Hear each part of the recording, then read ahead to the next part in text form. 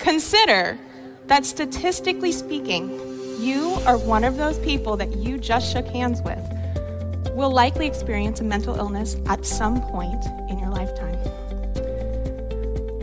43.8 million adults experience mental illness every year.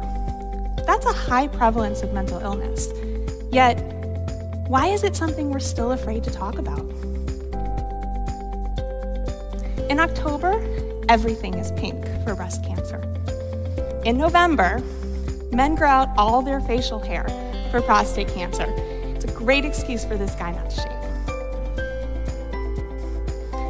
We go to galas, we go to golf tournaments, we go to 5Ks, we go to fundraisers, and more for heart disease, cancer, and many other illnesses. And while all of these are important, we often forget or don't realize that mental illness is among the #1 cause of disability in our country, costing nearly $200 billion in lost wages annually.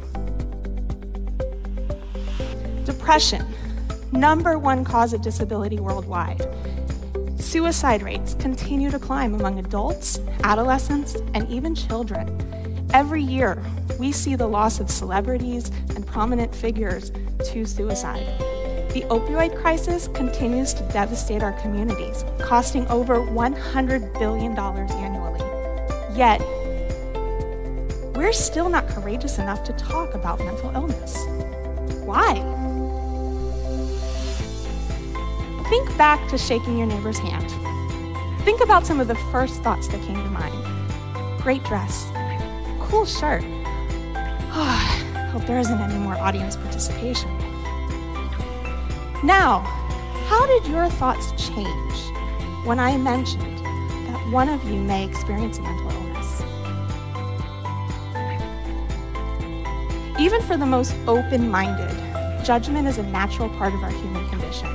However, when that judgment escalates to discrimination, prejudice, even hostility, it becomes a breeding ground for stigma.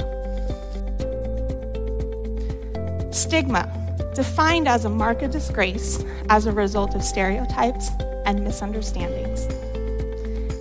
In our society, mental illness is stigmatized more than any other illness or condition.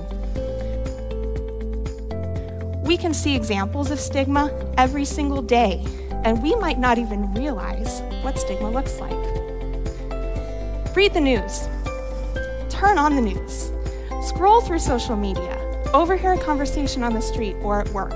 You are bound to hear an example of stigma. You might not even realize it. And those individuals that are stigmatized face barriers and obstacles to getting the help that they need. And it creates a bigger burden of untreated mental illness for our society and our healthcare resources. Now, some of this lies in a misunderstanding of psychiatric diagnoses. Brain, pretty cool, but very complicated.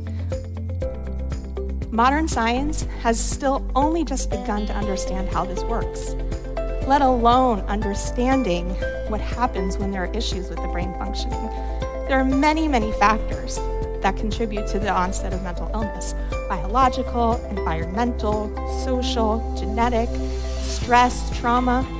We still don't quite understand the interplay of all of these in our brain. Unlike back injuries, cancer, diabetes, we can't go get a scan, we can't go get an x-ray, we can't draw labs to diagnose mental illness. We can't see mental illness in the brain. Therefore, we have to rely on subjective reports and observations to get to a diagnosis. For many people in our society, this discounts the realness of mental illness. You can't see it. It must not be real, right? This also leads to a lot of misunderstandings that people with mental illness can control it or snap out of it, or that those people who can't are weak or lazy or stupid or have other personality flaws. We would never have these expectations of somebody with a broken leg or cancer. Now, other stereotypes begin to form because of these misunderstandings. The main one is fear. We have become we have seen mental illness become synonymous with danger, violence, instability, and aggression. This isn't what mental illness really looks like, yet this is the picture that's painted over and over again. News media sensationalizes violent events, often portraying those suspects as mentally ill, homicidal maniacs. Movies, television, social media, even video games, all follow in line with these fearful representations of mental illness. How many movie villains have mental illness? Think about it. This leads our society to label and seek separation from individuals with mental illness, causing them to feel shunned, isolated, fueling their own self-stigma and shame about their condition. So, we also see this lead to issues with employment opportunities, housing options, and even relationships. And if these personal things aren't enough, we can see these false beliefs penetrate our legislature. We can see policies come out that put further barriers in place for people in need of help. Now, we also can see this happen in our healthcare system. Many medical providers and healthcare professionals have these same false beliefs, and these can carry over into the care that they provide patients with mental illness. So those patients might not get the diagnostic testing or the interventions or those referrals that they might need, because sometimes those medical providers think the symptoms are all in their head. And on a larger scale, sometimes we can see this stigma in the way that insurance companies cover or don't cover mental health care or psychiatric interventions. With barriers like that, it's no wonder that more than half of the adults that have mental illness never seek the treatment or care that they need. Now, here's the thing. Mental health care works. For every $1 that's invested in treating depression or anxiety, we can see a yield of $4 in health outcomes and ability to work. That's a pretty good investment. I don't do finances, but I probably would want my 401k to look like that.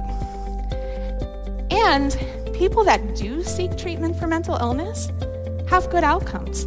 They get good symptom management. We can even see remission.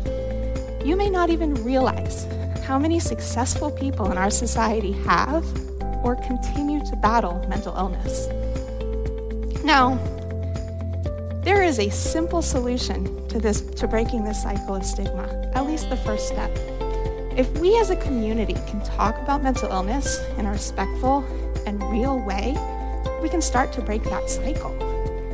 Education about what mental illness is and what it isn't can challenge people's misconceptions and stereotypes.